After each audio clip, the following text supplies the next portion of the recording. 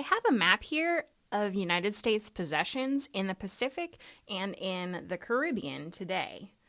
And they're kind of all over the place. I mean, and some of them are pretty tiny. There's Guam, which is just barely a little speck on the map, and American Samoa, and more well-known would be the Hawaiian Islands, right? One of the 50 states of the United States. Have you ever wondered why the United States has islands in the middle of the Pacific? I mean, this is thousands of miles from the mainland of the United States. So what's the deal? Did the United States just want access to somewhere to get a tan and maybe buy some pineapple?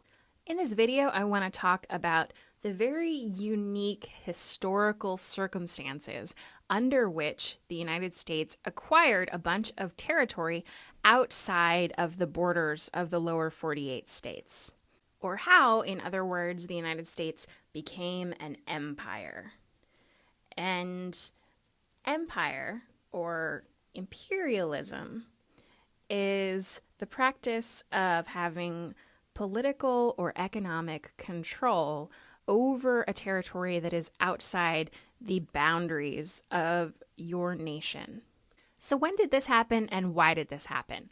Let me give you a little background on the run-up to the United States becoming an empire. So the Civil War ends in 1865. And while that is a conflict just within the United States, right, the definition of civil war, the Civil War has kind of an interesting effect on the United States' economy, because for the course of the Civil War, the North really ramped up their industrial production to win the war. So they build railroad tracks and they have factories that help them build the armaments that are going to help them with victory in the war. Well, after the war, all of these factories, all these railroads still exist, and they're turned to different purposes. So over the course of the late 19th century, from the end of the Civil War really up until even 1900 and beyond, the United States becomes the leading industrial power in the world.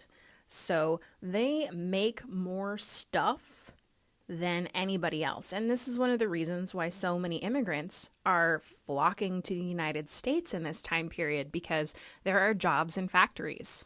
But even though the U.S. was acknowledged as this great industrial power, it was not really acknowledged as a world military power. The number one power in the world at this time is England. Right? This is the end of the Victorian era. None of the nations of Europe think of the United States as an important power in the world. I mean, if you were a diplomat from France and you got a diplomatic posting to Washington, D.C., that would be like getting a diplomatic posting on the moon. There is nothing going on there. Nobody's interested. You'd much rather be in Vienna or London. But another reason why the nations of Europe are such important world powers is because of their own investment in imperialism. So let me show you a map of the world in 1914, which is kind of after this age of imperialism, but it gives you an idea of how much territory Europe had gobbled up in this time period.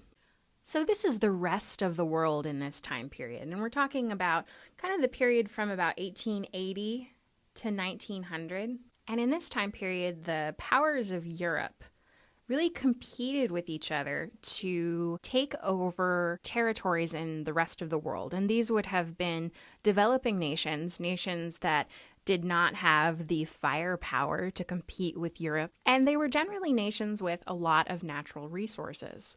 So in the mid-19th century, there'd been explorers going throughout Africa. This is the period of Dr. Livingstone, I presume. And Dr. Livingstone reports back to England that there is a lot of stuff in Africa. We're talking about diamonds and gold and rubber. And elsewhere in the world, in India, there's tea. And so in the 1880s, 1890s, Europe scrambles for territorial control of Africa. And you see England here in South Africa and France up here in Northwest Africa. And then, of course, you've got England in India and Australia. And, they're even fighting for influence in China. And they had two main reasons for wanting these colonies abroad. One is, as we said, their natural resources.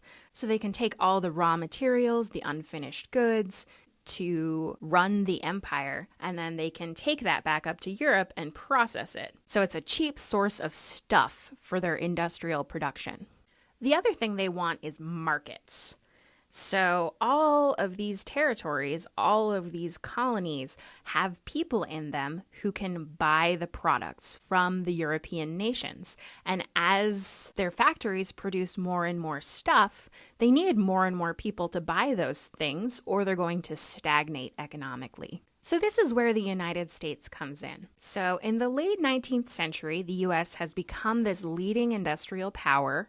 They feel like they're not getting any respect from Europe for being pretty big dogs. But they also start looking at this scramble for Africa, this scramble for colonies in the world, and they think maybe the United States should get in on this game. And they have a couple of reasons for doing this. One of the reasons for doing this is the idea of expanding the frontier. So in the late 19th century, there was a pretty famous historian by the name of Frederick Jackson Turner. And what Turner has to say really troubles a lot of people. He says, manifest destiny is done. So manifest destiny, you'll recall, is this idea that God wanted the United States to occupy the North American continent from Atlantic to Pacific. As of 1890, the census showed that there was pretty much even population distribution all the way to the Pacific Ocean. So this process of conquering the frontier that many white Americans thought was really crucial to the American spirit was over. So what is the United States going to do? Culturally, they pride themselves on being a pioneering people, but along with that goes the same sort of quest for new markets that Europe is going through in the same time period. So if the United States is the world's leading industrial power, and they did that by conquering the frontier, building railroads, finding new people to sell the products of their factory to, what's going to happen if they have nowhere else to expand? Relentless expansion is kind of the backbone of American capitalism. And so people started to worry that if expansion is done, then the American industrial project is going to falter with no new markets to conquer.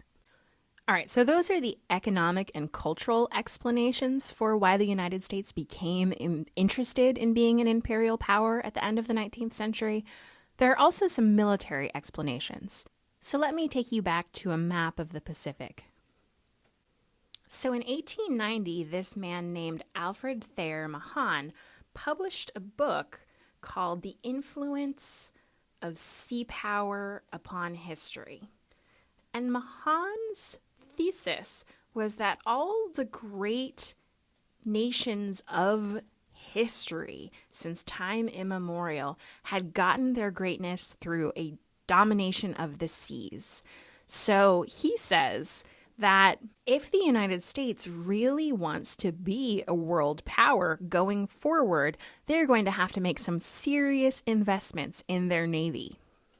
He says first they're going to have to build a really powerful naval fleet, which has never really been the bread and butter of America's military. I mean, up until this point, the United States' navy was like 5 leaky boats. So he says we have to build a powerful navy.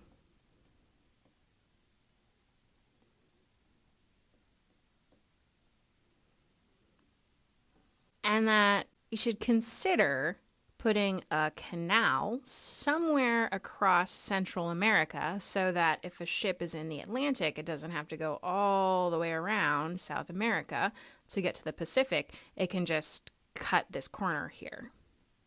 And the last thing that Mahan says is that the U.S. is going to need friendly ports all over the world so that this Navy can dock places, refuel, take on new supplies. Because if your ports are only on the edges of the United States, it could take you days and days and days to make it all the way over to Asia. So Mahan says, we need good harbors along the way. And you know what's a really great harbor?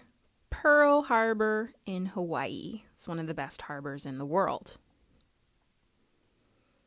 And basically, in the future, the U.S. government is going to do exactly what Mahan says.